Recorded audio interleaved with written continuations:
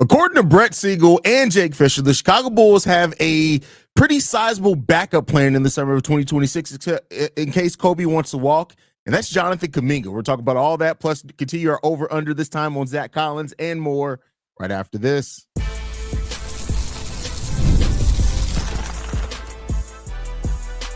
You are Locked On Bulls, your daily Chicago Bulls podcast. Part of the Locked On Podcast Network, your team every day. Thank you for tuning in to Locked On Bulls, member of the Locked On Podcast Network, where it's your team every single day. That's Pat, the designer, host, and creator of the Windy City Breeze and host of the Chicago Bears podcast over at ESPN 1000. I'm Haize, host and creator of Chicago Bulls Central, Chicago Bears Central YouTube pages and podcasts. And today's episode is brought to you by FanDuel. Right now, new customers can bet just $5. And if your first bet wins, you'll get $300 in bonus bets to use across the app. Download the app today. Pat, we got a number of things to talk about. Bulls still monitoring Jonathan Kuminga. What's the expectations for Zach Collins this upcoming season? And the Bulls announced the Ring of Honor class of 2026. We're going to jump right in regards to Jonathan Kuminga. There's been a lot made over Jonathan Kuminga this offseason, even so much at one point it was said and rumored that Kuminga and his agent had hoped the Bulls would have made a legitimate sign and trade offer to try to get him to Chicago. So there could be some genuine interest there. This is starting to kind of feel like the Lonzo Ball Chicago thing, how we knew that he was kind of a target a year before he actually ended up coming here. So reportedly, Brett Siegel was the first one to report this. Then Jake Fisher basically said the same thing, is that while during this season it's unlikely, the Bulls are prepared to make a pivot towards Jonathan Kuminga, whether he signs the qualifying offer and is an unrestricted free agent next year, or he signs the 2-year offer that Golden State has on the table, and then they could maybe look to acquire him in the summer. Either way, it looks like this is going to be pushed off to the summer. This speculated, now this part is by me, Pat, you can tell me how you feel about it. This to me feels like a backup plan in case Coby does walk. I don't see a world in which you can have Coby and Kuminga on the team at the same time and still look to develop Modest's offense. So in my mind, if Coby does walk, maybe they feel comfortable moving Io to the 2. You bring in Kuminga at the 3, and then you have Kuminga and Modest as your 3 and 4 while you're developing Noah. What do you think, Pat? I mean, listen, I continue to say this. Kuminga on this team doesn't make sense. I guess, listen, it makes sense if Modest does not have a step in the right direction this season, and you're kind of moving on from that situation, and you're not expecting Coby White to take a step and resign here. Kuminga is a ball-stopping player. You've just re-signed Josh Giddey. It does not make sense. If you're watching Jonathan Kuminga, sure, keep an eye on it. I'm not going to say that there's no potential there, that you could find a way to make it make sense. Listen, you get him in here with Billy Donovan, maybe all of a sudden he becomes more of a team player. But Jonathan Kuminga is best when he's got the ball in his hands. He tells you, get out of his way. He goes to the bucket and he finishes. Or he finishes from the three-point line. Or whatever it is. That's when he is the best version of himself. And that doesn't exist to me if you've got him with Josh Giddey. Because you need the ball moving. You need the ball moving around the perimeter. You need the defense out there, rotating just as well. That's just not who Jonathan Kuminga is. And so For me, I get monitoring it, I guess. If you can get a good player for cheap, it's always good value, and you can always flip them. We've seen the Boston Celtics do that how many times we go, this doesn't make sense. Then they flip them and they get a player that makes sense. You're like, oh, okay, all right, well. That worked out. Or you get a draft. Probably the only team that hasn't done that in the last decade. Yeah, 100%. Yeah. So it's I can see value in it if you can get him low budget, but he's not coming low budget. Exactly. He's seeking $30 million too. So it's like 30 million. So to me, I think that it's not one that makes a lot of sense. I continue to stand on that for a Josh Giddey team. Maybe it works. Maybe you figure it out, but it doesn't make sense to have a point guard that gets everybody involved and then bring in a player who ball stops. That's literally what you just went through in the first half of the season with Giddey and Zach LaVine, where Zach LaVine was cooking. His numbers were fine. He was dominating, and you were okay. Zach LaVine is a better, Zach LaVine was the second player as far as highest percentage in catch and shoots last season. So like he can still play off ball. That's not Kuminga. Kuminga's not catching and shooting. If he could do that, he'd be playing off Steph a little bit more. Part of the reason why he doesn't play and why Steve Kerr doesn't like him is the fact that he can't play off ball. That's part of the reason why Steve Kerr's not played the young man. No, yeah. And so like because of that, like to me, I think you're looking at a situation where it's tough for me to get behind a Jonathan Kuminga signing on this team. And if that's the player you're going for after Coby White, those aren't the same player. So for you to go there, like he's not going to become this catch and shoot demon all of a sudden and replace what Coby White's giving. And honestly, Pat, and correct me if, and you please tell me how you feel on this. If Coby gets to the point to where Kobe's like, listen, I'm not coming back to Chicago. I got an offer from XYZ. I'm going to go over there. I'm Houston, whatever it is. The name of team, I'm going to go compete. To me, if you're looking for a player that is not going to cost as much as Coby, still you're going to have to give him a long-term deal, but you're looking at as a Coby White replacement, Cam Thomas is right there unrestricted free agent next year. That's the one I'd be looking at as a Coby White replacement. Can catch and shoot, can play off ball, doesn't need the ball in his hands to be effective as a shooter, can come off screens. I'm not saying I'd rather have him than Coby, but I'm saying if Coby walks and the Bulls are just like, hey, this ain't going, Coby doesn't want to come back here, I'm pivoting towards Cam Thomas at that point because we know he's not going back to Brooklyn after this year. I feel like Cam at his best is the same dude, just smaller. Now, I do think he has more catch and shoot ability. Yeah, he's a better catch. But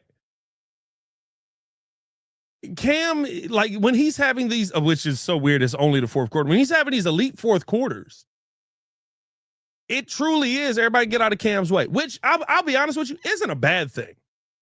I just don't think it speaks to the team ball. But if you want to, you can 100% sell me on, hey, Cam Thomas is a player that you can play team ball with for 3 quarters and be fine. And then when it gets to the fourth quarter and Anthony Edwards is like, it's my turn, you have somebody in Cam Thomas who can say, no, my friend, it's my turn. Yeah. Like where you can fight back and just say, hey, like we need you to go out here and get us a bucket. We're just putting the ball in your hands. I'm not saying that ISO ball isn't important. I think you need that. You have to have a little bit of that. You have to have a little bit of that. The best teams do. When it gets down to crunch time, LeBron James has the ball in his hands, or Luka Doncic has the ball in his hands, or who XYZ, like name whatever the star player is. You want the ball in their hands. So you have to have a little bit of that ISO ball.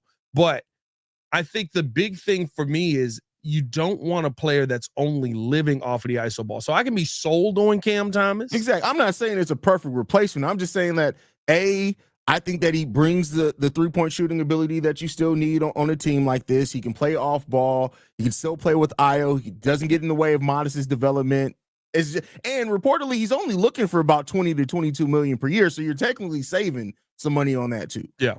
Yeah. I mean, listen, I think you have a real opportunity to go out there and get a solid piece. You're going to have the money to go do it as well. I think here's the question though, because getting Cam at 20 for probably what, 3 or 4 years, I would say and he's 23 now. In the cap.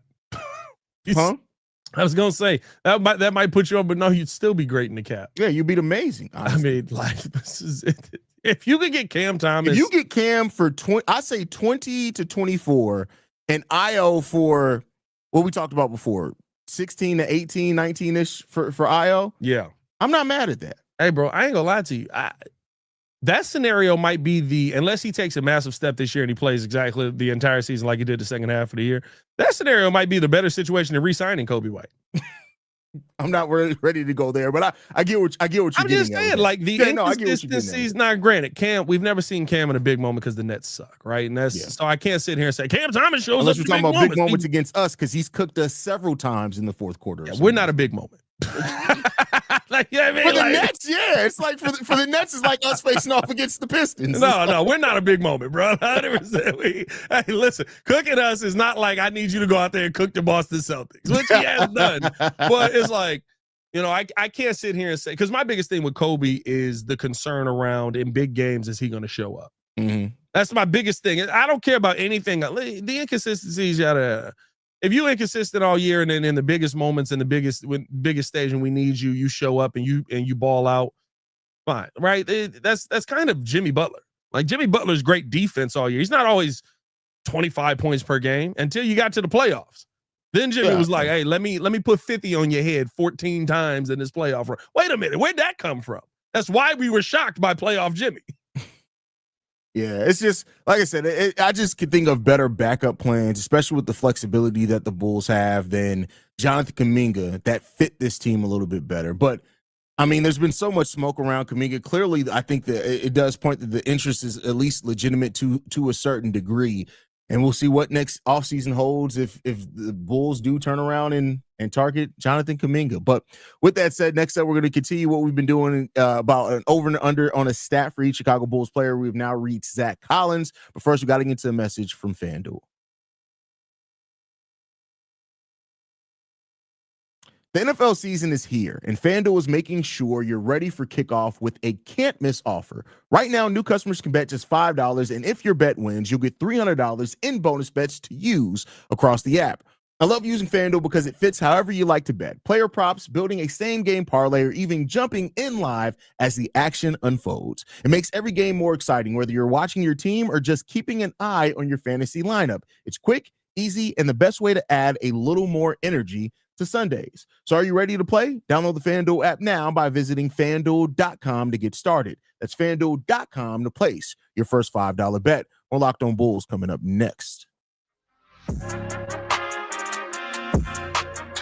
All right, Pat. So Zach Collins, this was a harder one to come up with for Zach Collins. So this one may be a little bit more basic than the others. So Zach Collins, Pat, has only ever had one season in his NBA career of averaging over 25 minutes. He's had two other seasons of averaging 22 minutes. But other than that, he's an 18-minute per game guy over the course of his NBA career. Last season for the Bulls, 19.7 minutes per game. So, Pat, the question I want to ask you here, does Zach Collins play over or under 20 minutes per game next season for the Chicago Bulls? I think it becomes very similar to what we saw last season, but in reverse. I think early in the season, you'll probably see him both under. By the way, you said 20 minutes, right? Yeah. Under 20 minutes, but you probably see him around like 19.8, 19.9, something right there. I'll even give him the money line. I take 20 on the dot. Okay. First half of the season, we know how Billy coaches. I know we're saying that he's not going to be one. I fully think he's going to be one. I think Billy plays Noah at the 5. And so I think by the second half of the season, you're going to see Zach Collins probably around that 13-minute range because Billy's going to want to find a way to get guys on the floor all together. And I think you're going to see Noah Essengate get some of those minutes at the 5, some of those minutes at the 4, and kind of split time there. Which I'm not even like, looking at it, I know it sounds crazy, like looking at how skinny he is, but I mean, that's kind of just centers in the NBA now. Like, we're starting to get back to bigger body dudes, but like that skinny though, Pat. Like, don't get me wrong, smaller centers are a thing now, but Noah's pretty skinny, my boy. What's Noah's weight? I think right at 200. So he's Chet. Chet's like 215 now. Chet's 3 years in the league, 2 years in the league. He's 201, 6'10", 201. Who, Chet? Oh, Noah? Yeah, Noah's 6'10", 201. Chet is what, 3 years in the league, lifting them. I mean, but that was draft. Weights? That was combine weight. He has been working on, like, we haven't seen him in like 2 months. Chet's 208. Which side are you checking? Because if it's ESPN, it's probably wrong. No, NBA, OMG. Okay. You're checking the right side. OMG, yeah. Oh man. Yeah. I mean, I guess if that's the way you look at it, but it does come down to then how much does he hold his own defensively, right? Well, I mean, that's what I'm not gonna say that's what he's known for, but the block shot potential is really something that defensively you felt good about coming here. I know everybody looks at the dunk and everybody, he can't do it. Like, there's a reason he went for the block. He's used to blocking shots. He went a little late, but there's a reason he went for the block. And to me, I look at him as I think he takes some of those minutes away as we get to the second half of the season, which, listen, dog, 6'10", 200 pounds is an improvement over what we've seen at center under Billy Donovan over the last year. Not real. I mean, we've had last couple years he's been better. Well, last year he was Drummond. It's been Zach Collins, right? Like Jalen Smith. No, but remember we had Drum sitting on the bench and we was playing DJJ at center. Well, Drum and DJJ were never here at the same time. that year we lost to Miami. We had Drummond and DJJ. Oh, you're right. They did overlap one year. You're right. And we were not playing right Drummond. You're right on that. You're right. I forgot about that. I was like, why are we getting center minutes out of DJJ right now? Bro. And the DJJ center minutes were good when Lonzo was the point guard. It's like he saw this, like, yeah, when Lonzo was able to give him the lobs. But I mean, it wouldn't be out crazy. I think just I don't know if I want to bet on Noah playing heavy minutes. I just don't know when or if it's going to happen. Like we'll have to see it. But as far as Zach Collins minutes, I think 20 is probably going to be good, be right there for him. I think Billy Donovan showed that he trusted him more than Jalen Smith. He even played Vooch and Zach together some more than I think that Vooch and Jalen, or even Jalen and Zach Collins, would probably look good together. So I do think Billy has trusted Zach Collins to a degree, because typically, like Drum was averaging 15 minutes as a backup center. Yeah. So, but I think he's going to play Collins a little bit more than that. So I think 20 is a good spot with the over under. But I just looked something up, Pat. Drum will start tweaking too. That was what's tough. Well, Drum's thing always was like he just always did something that was just like, Drum, what? Come on, bro. Like the time he tried to do the between the behind the back, between the legs dribble. Diabolical work, bro. It's like, come on, Drum, bro. Like, what are we doing here? I mean,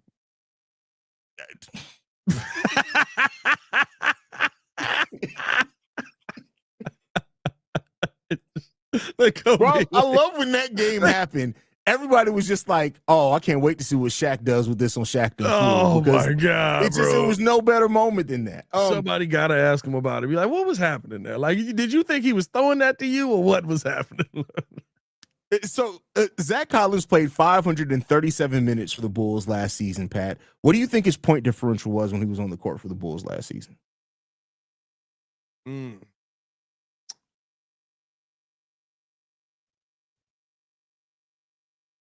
That's tough because he was cheeks sometimes and he was good sometimes.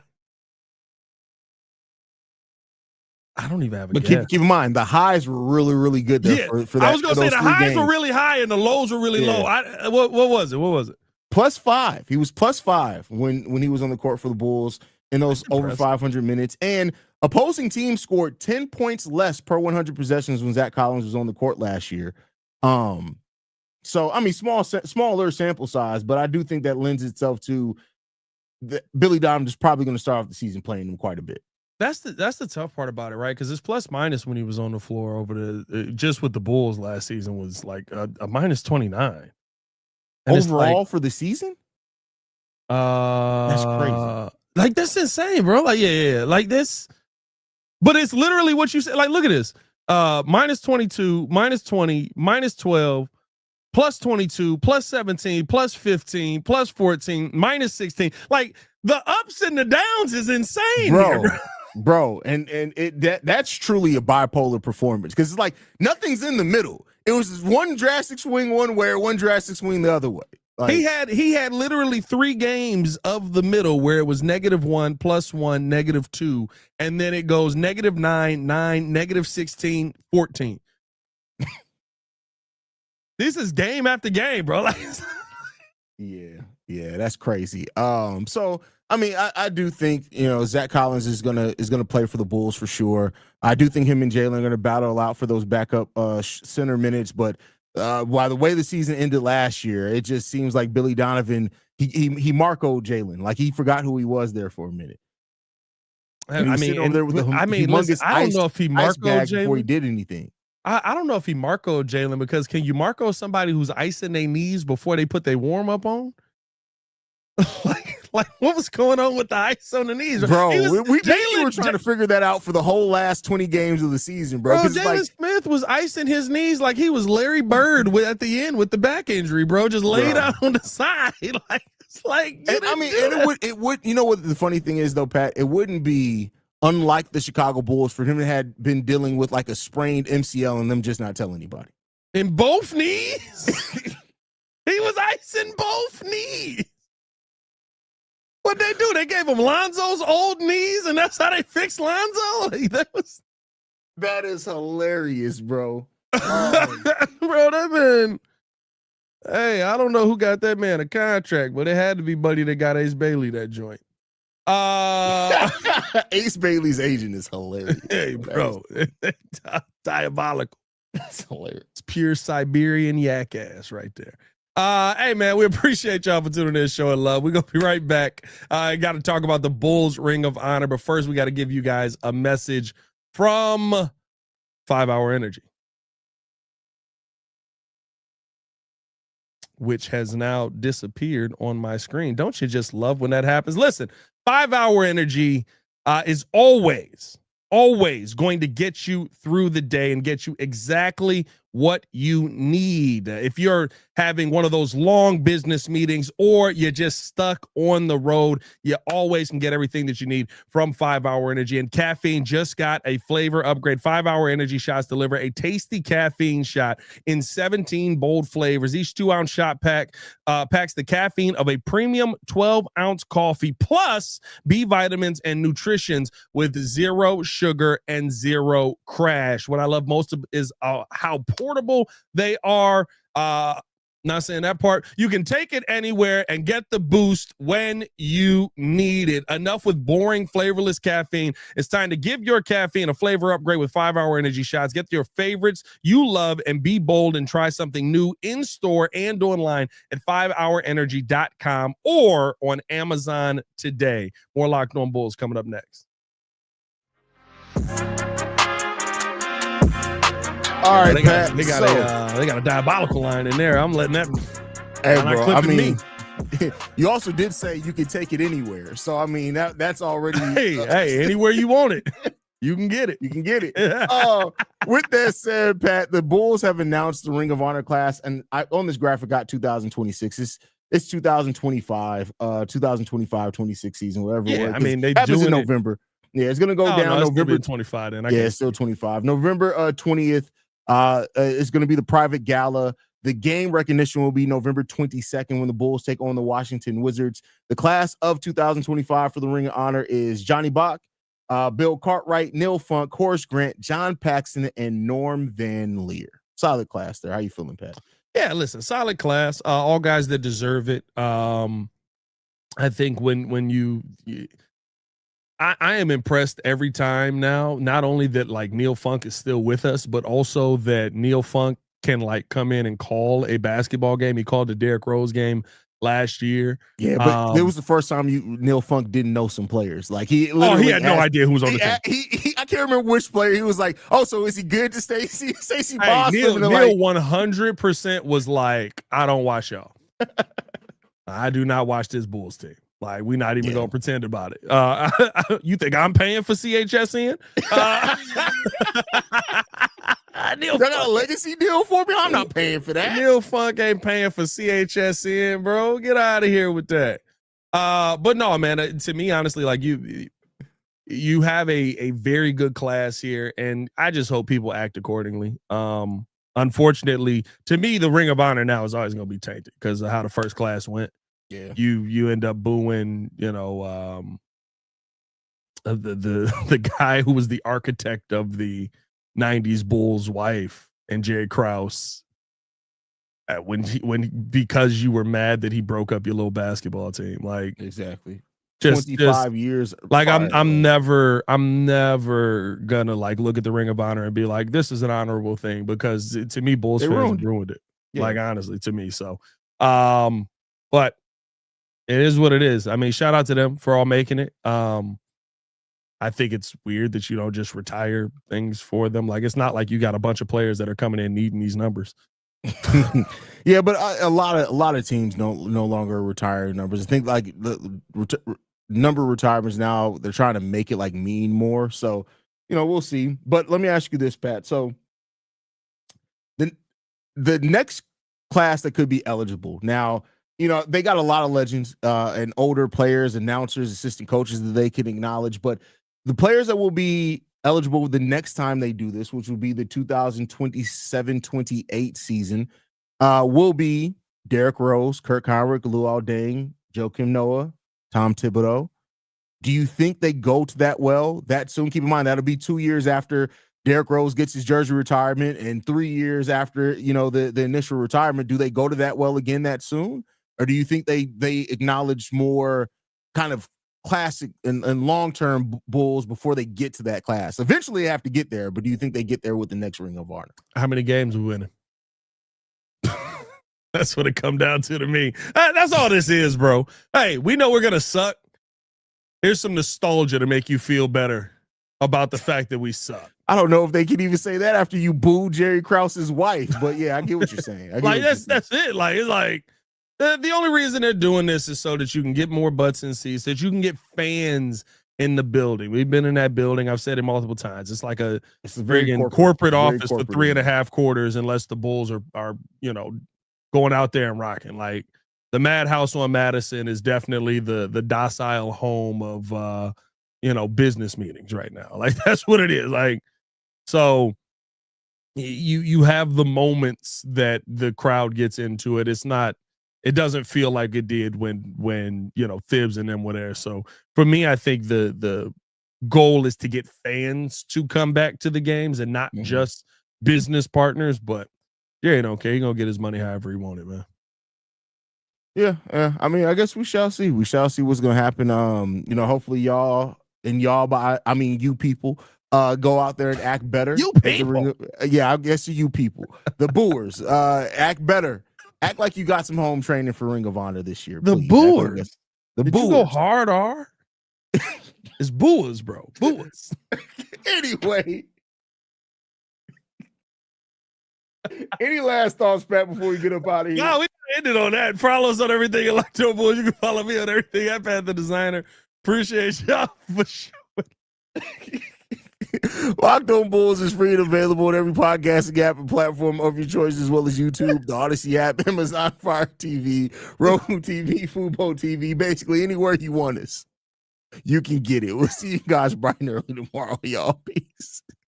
The Bulls. What up, my boy? The Bulls. What? RDR? Yeah. You Bulls out there. How do we still have this show?